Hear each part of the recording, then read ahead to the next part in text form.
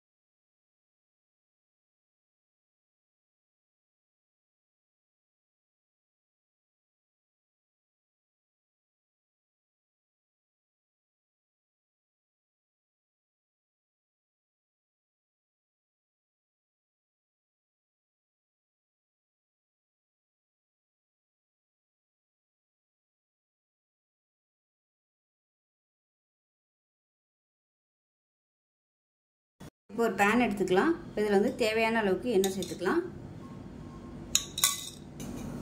இப்போ எண்ணெய் நல்லா சூடாயிருச்சு. ஒரு டீஸ்பூன் போல் சோம்பு சேர்த்துக்கலாம். கரம் மசாலா எல்லாம் சேர்த்துக்கலாம். பிரியாணி இலை, பட்டை, கிராம்பு, கல்பாசி எல்லாமே சேர்த்துக்கலாம். இப்போ இதில் கருவேப்பிலை சேர்த்துக்கலாம். இப்போ பாருங்கள் எல்லாமே நல்லா பொரிஞ்சு ஃப்ளேவர் வருது. இந்த ஸ்டேஜில் ஒரு கைப்பிடி அளவுக்கு பெரிய வெங்காயம் நீளமாக நறுக்குன்னு அதை சேர்த்துக்கலாம். அதோட 2 பச்சை மிளகாயும் சேர்த்துக்கலாம்.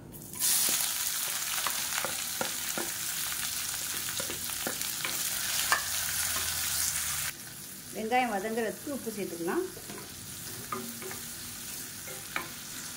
இப்போ இதில் இஞ்சியும் பூண்டு நச்சு வச்சுருக்கேன். அதாவது 4 பல் பூண்டு, ஒரு 3 துண்டு இஞ்சி நச்சு வச்சுருக்கேன். இதை சேர்த்துக்கலாம். நான் இன்றைக்கி வந்து கரம் மசாலா போட்டு செய்கிறேன். இது வந்து வெறும் கடுகு, உளுந்து, கடலைப்பருப்பு போட்டு வெறும் பூண்டு மட்டும் போட்டு கூட நீங்கள் செய்யலாம். ஸோ 2 விதத்துலேயும் செய்யலாம், நல்லாயிருக்கும் அது. இப்போ இஞ்சி பூண்டு பச்சை வாசனை போயிடுச்சு. மீடியம் சைஸாக ஒரு தக்காளி பொடியாக கட் பண்ணதை சேர்த்துக்கலாம். இப்போ இதில் 1/4 டீஸ்பூன் மஞ்சள்தூள் சேர்த்துக்கலாம். 1 டேபிள் ஸ்பூன் மிளகாத்தூள், காரத்துக்கு தகுந்த மாதிரி சேர்த்துக்கோங்க. 1/2 டேபிள் ஸ்பூன் தனியாத்தூள்.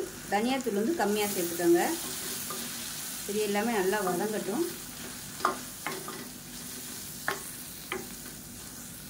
மசாலா சேர்த்து நல்லா வதக்கியாச்சு. இதில் கொஞ்சமாக தண்ணி சேர்த்துக்கலாம். ஆனால் தக்காளி வந்து நல்லா வெந்து மசிஞ்சு வரணும், அதுக்காக மட்டும் தண்ணி சேர்த்துக்கோங்க. அடுப்பு நல்லா குறைச்சி வச்சுக்கணும்.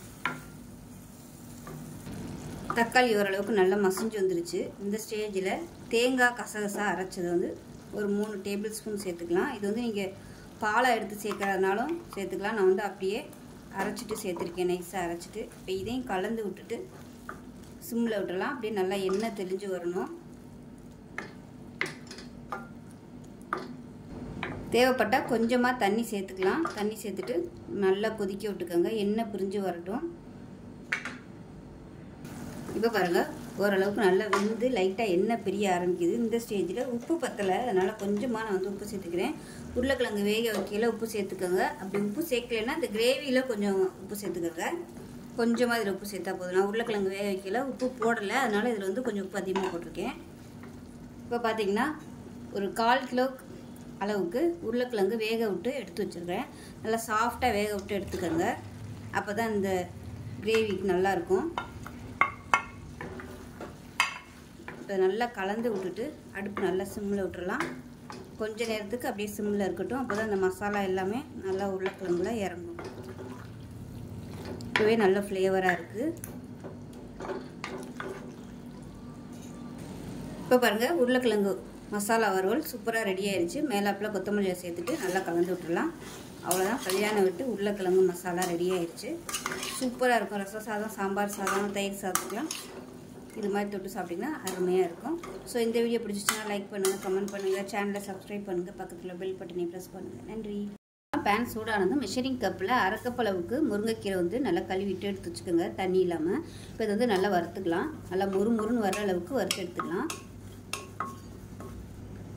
இப்போ பார்த்தீங்கன்னா முருங்கைக்கீரை லேசாக வதங்க ஆரம்பிச்சிருச்சு. இப்போ இதில் வந்து ஒரு 2 சொட்டுக்கு எண்ணெய் விட்டுக்கலாம். எண்ணெய் விட்டுட்டு நல்லா முறுமுறுன்னு வறுத்துக்கலாம். இப்போ முருங்கைக்கீரை நல்லா மொறுமொறுன்னு வந்துருச்சு. இப்போ பாருங்கள் எந்த அளவுக்கு சுருங்கிடுச்சுன்னா இதை வேறு பிளேட்டுக்கு மாற்றிக்கலாம்.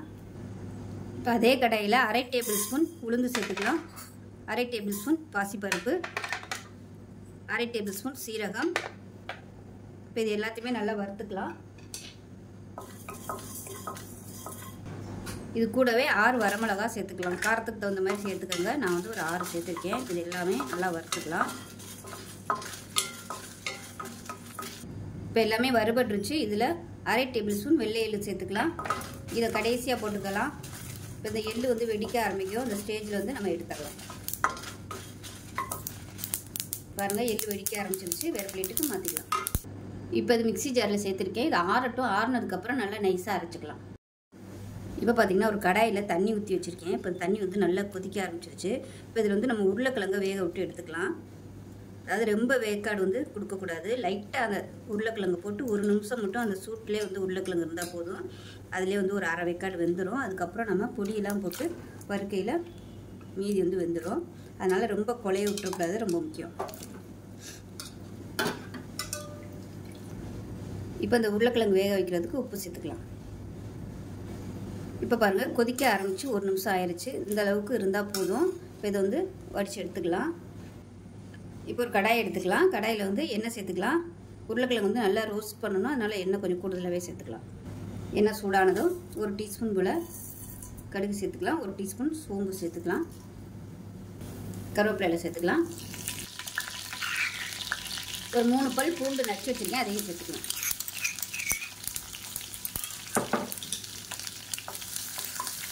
கொஞ்சமாக பெருங்காயத்தூள் சேர்த்துக்கலாம்.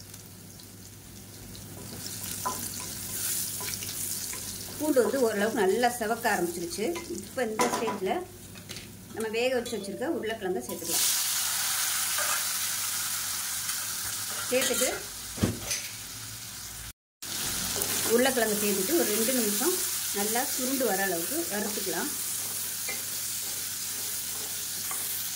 இப்போ இந்த உருளைக்கிழங்குக்கு தேவையான உப்பு சேர்த்துக்கலாம். வேக வைக்கும்போது உப்பு சேர்த்துக்குவோம், அது அந்தளவுக்கு அதில் பிடிச்சிருக்காது. அதனால் இப்போ வந்து நம்ம உப்பு சேர்த்தோம்னா தான் பிடிக்கும். இப்போ இது வந்து கொஞ்சம் நல்லா ரோஸ்ட் ஆகட்டும் உருளைக்கிழங்கு. இப்போ பாருங்கள், உருளைக்கிழங்கு கொஞ்சம் நல்லா அப்படியே முறுமுறுன்னு வர ஆரம்பிச்சிச்சு. இந்த ஸ்டேஜில் நம்ம வறுத்து வச்சுருக்கிற இந்த பொடியை வந்து சேர்த்துக்கலாம். இது வந்து அப்படியே சேர்த்துக்கலாம், கரெக்டாக வரும். நான் எடுத்துருக்க உருளைக்கிழங்கு பார்த்தீங்கன்னா ஒரு 5 உருளைக்கிழங்கு எடுத்திருக்கேன். மீடியம் சைஸாக ஒரு 5 உருளைக்கிழங்கு. இப்போ இந்த பொடியை சேர்த்துட்டு ஹை ஃப்ளேமில் வச்சு நல்லா கிளறி விட்டுக்கலாம். நல்லா ரோஸ்ட் ஆகி முறுமுறுன்னு வரணும்.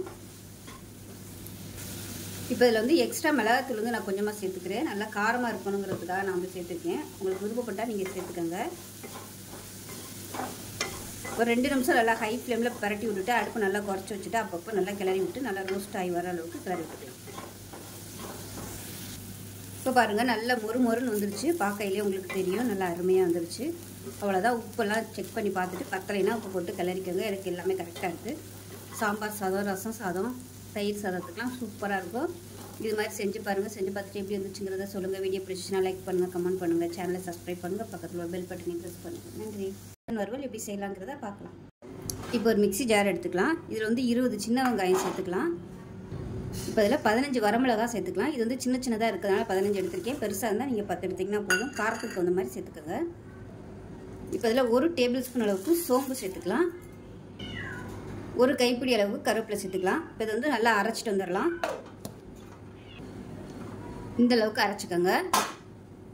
இப்போ ஒரு குக்கர் எடுத்துக்கலாம். இப்போ தேவையான அளவுக்கு எண்ணெய் விட்டுக்கலாம். நான் வந்து கடலெண்ணெய் சேர்த்துருக்கேன். எண்ணெய் நல்லா காஞ்சிருச்சு. சோம்பு 1 டீஸ்பூன் சேர்த்துக்கலாம். கருவேப்பிலையில் சேர்த்துக்கலாம். இப்போ க்ளீன் பண்ணி வச்சுருக்க சிக்கனை சேர்த்துக்கலாம். நான் வந்து இன்றைக்கி 3/4 கிலோ அளவுக்கு சிக்கன் எடுத்துருக்கேன். நான் இன்றைக்கி 3/4 கிலோ அளவுக்கு சிக்கன் எடுத்துருக்கேன். இப்போ இந்த சிக்கனை வந்து நல்லா பரட்டி விட்டுக்கலாம். ஒரு 2 நிமிஷம் நல்லா பரட்டி விட்டுட்டு உப்பு சேர்த்துக்கலாம். அதில் 1 டேபிள் ஸ்பூன் அளவுக்கு கல் உப்பு சேர்த்துக்கலாம். இப்போ இது கூடவே இஞ்சி பூண்டு பேஸ்ட் அரைச்சி வச்சுருக்கதை சேர்த்து நல்லா வதக்கி விட்டுக்கலாம்.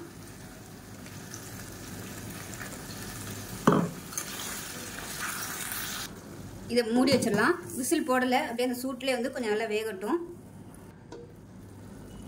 இப்போ பாருங்கள் நல்லா தண்ணி விட்டு வந்துருச்சு. இந்த ஸ்டேஜில் நம்ம அரைச்சி வச்சுருக்கிற இந்த வெங்காயம் வரமிளகா பேஸ்ட்டை சேர்த்துக்கலாம்.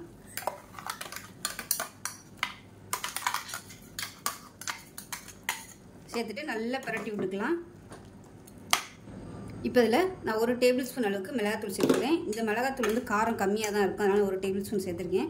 நல்ல காரசாரமான மிளகாத்தூளாக இருந்தால் நீங்கள் 1/2 டேபிள் ஸ்பூன் அளவுக்கு சேர்த்துக்கோங்க. இப்போ இதை சேர்த்து நல்லா வதக்கி விட்டுட்டு கலந்து விட்டுக்கலாம். கலந்து விட்டு உப்பு டேஸ்ட் பண்ணி பார்த்துக்கோங்க எப்படி இருக்குன்னு. உப்பு கரெக்டாக இருக்குது. உப்பு வந்து கொஞ்சம் கம்மியாகவே சேர்த்துக்கோங்க, ஏன்னா இது கொஞ்சம் வத்தி வரும், ரொம்ப அதிகமாக போயிடும். இப்போ இதை மூடி வச்சுட்டு நல்லா ஒரு 3 விசில் விட்டுட்டு பார்க்கலாம். சிக்கன் எப்படி இருக்குன்னு பார்க்கலாம். இப்போ பாருங்கள் நல்லா அருமையாக வந்துருச்சு. இப்போ பார்த்தீங்கன்னா இந்தளவுக்கு திக்காக இருக்குது. இதை வந்து நீங்கள் இப்படியே கிரேவி மாதிரி வச்சு சாப்பிட்றனாலும் சாப்பிட்லாம். நான் வந்து இதை கொஞ்சம் ட்ரை ஆக்க போகிறேன். அடுப்பு வந்து ஆன் பண்ணியிருக்கேன். நல்லா கொதிக்க விட்டுக்கலாம். 2 நிமிஷத்துலேயே சீக்கிரமாகவே வத்திரும். இப்போ பாருங்கள் தண்ணியெல்லாம் நல்லா வத்திருச்சு இந்தளவுக்கு. ஸோ இதுக்கு மேலே நல்லா வறுக்கணுனாலும் அடுப்பு வந்து நல்லா சிம்மில் விட்டு நல்லா பரட்டி விட்டிங்கன்னா நல்லா அப்படியே ரோஸ்ட் ஆகி வரும். இப்போ இது வந்து இன்னும் ஒரு 5லேருந்து ஒரு 10 நிமிஷம் இந்த மாதிரி கிளறி கொடுத்துக்கிட்டே இருந்தோம்னா நல்லா அப்படியே ரோஸ்ட் ஆகி வரும். இப்போ அடுப்பு நல்லா சிம்மில் விட்டுறலாம். தண்ணி எல்லாமே நல்லா வத்திருச்சு. இதுக்கு மேலே விட்டோம்னா அடி பிடிக்கும். அதனால் நல்லா அப்படியே பரப்பி விட்டுட்டு சிம்மில் விட்டுடலாம். அந்த கிரேவி எல்லாமே நல்லா வற்றி அப்படியே நல்லா ரோஸ்ட் ஆகி வரும். இந்த மாதிரி வறுவல் பண்ணும்போது உப்பு வந்து அரை உப்பாகவே போட்டுக்கோங்க. ஏன்னா இது நம்ம வத்த விட்டு எடுக்கிறதுனால நீங்கள் கரெக்டான அளவு உப்பு போட்டிங்கன்னா வத்த உப்பு வந்து அதிகமாக போயிடும். அதனால் அரை உப்பாக போட்டுட்டு நல்லா சுருண்டு வந்ததுக்கப்புறமா பத்தலைன்னா நீங்கள் மேலாப்பில் இந்த ஸ்டேஜில் செக் பண்ணி பார்த்துட்டு உப்பு வந்து கொஞ்சமாக சேர்த்துக்கலாம். இப்போ பாருங்கள் நல்லா அந்த மசாலா எல்லாமே நல்லா பரண்டு வந்துருச்சு பாருங்கள். இந்த ஸ்டேஜ் வரைக்கும் நல்லா நம்ம வறுத்து எடுத்துக்கணும். மேலாப்பில் கொத்தமல்லியில் சேர்த்துட்டு அமர்த்திடலாம். அவ்வளோதான். அருமையான சின்ன வெங்காயம் வரமிளகா சிக்கன் வறுவல் ரெடி ஆயிடுச்சு. ஒரு தடவை இது மாதிரி செஞ்சு பாருங்கள். ரசம் சாதம், சாம்பார் சாதம், கிள்ளி போட்ட சாம்பார், இந்த மாதிரி இதுக்கெலாம் சூப்பராக இருக்கும். இது சாதத்துலேயும் அப்படியே போட்டு பரட்டி சாப்பிட்லாம், நல்லாயிருக்கும். ஸோ இதே மாதிரியே செஞ்சு பாருங்கள். செஞ்சு பார்த்துட்டு எப்படி வந்துச்சுங்கிறத சொல்லுங்கள். வீடியோ பிடிச்சிச்சுன்னா லைக் பண்ணுங்கள், கமெண்ட் பண்ணுங்கள், சேனலை சப்ஸ்கிரைப் பண்ணுங்கள், பக்கத்தில் பெல் பட்டனையும் ப்ரெஸ் பண்ணுங்கள். நன்றி.